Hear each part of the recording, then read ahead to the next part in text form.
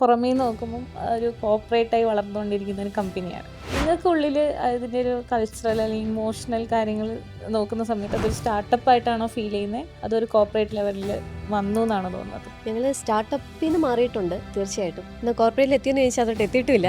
എനിക്ക് എന്താ അതിൻ്റെ ഒരു ഡിഫറൻസ് ഫീൽ ചെയ്തിട്ടുള്ളത് സ്റ്റാർട്ടപ്പ് വേഴ്സസ് ഒരു കോർപ്പറേറ്റ്? ഞാൻ എൻ്റെ ഒരു സൈഡ് പറയാം. ഐ തിങ്ക് എബിനും കോൺട്രിബ്യൂട്ട് ചെയ്യാനുണ്ടാകും തീർച്ചയായിട്ടും. ഈ സ്റ്റാർട്ടപ്പുകൾ ഞാൻ മനസ്സിലാക്കിയെടുത്തോളം അവർക്കൊന്നിനും ഒരു ഉത്തരം പല കാര്യങ്ങളിലും കാണില്ല. നമ്മൾ ആ ഒരു സിനാരിയോ വരുന്ന സിറ്റുവേഷൻ വരുന്നു, അവിടെ വെച്ച് ഫിഗർ ഔട്ട് ചെയ്യുവാണ്. ഓക്കെ, ഇങ്ങനെ വരുമ്പോൾ എന്ത് ചെയ്യണം, ഇത് എങ്ങനെ അതിനകത്തൊരു ഉത്തരം പറയണം. പുതിയൊരു സിനാരിയോ വന്നു, ഇപ്പോൾ കോവിഡ് വന്നു, എന്ത് ചെയ്യണം, അതിനകത്തൊരു പ്രത്യേകിച്ച് ക്ലാരിറ്റി ഒന്നും ഉണ്ടാവണമെന്നില്ല. ഒരു സ്റ്റാൻഡേർഡ് ഓപ്പറേറ്റിംഗ് പ്രൊസീജിയർ അങ്ങനെ ഉണ്ടാവില്ല. അതേസമയം കോർപ്പറേറ്റുകൾക്ക് എല്ലാത്തിനും ഉത്തരവുണ്ട്. ഈവൻ എന്ത് സിനാരിയോ വന്നാലും അതൊരു എംപ്ലോയി വൈസ് ആയിക്കോട്ടെ, അല്ലെങ്കിൽ ഒരു ലീഗൽ സൈഡ് ആയിക്കോട്ടെ, കംപ്ലയിൻസ് പാർട്ട് ആയിക്കോട്ടെ, അല്ലെങ്കിൽ വർക്കിലായിക്കോട്ടെ, ക്ലയൻറ്റ് റിലേറ്റഡ് ആയിക്കോട്ടെ, എല്ലാത്തിനും അവർക്കൊരു പ്രീ ഡിഫൈൻഡ് ഉത്തരങ്ങളുണ്ട്.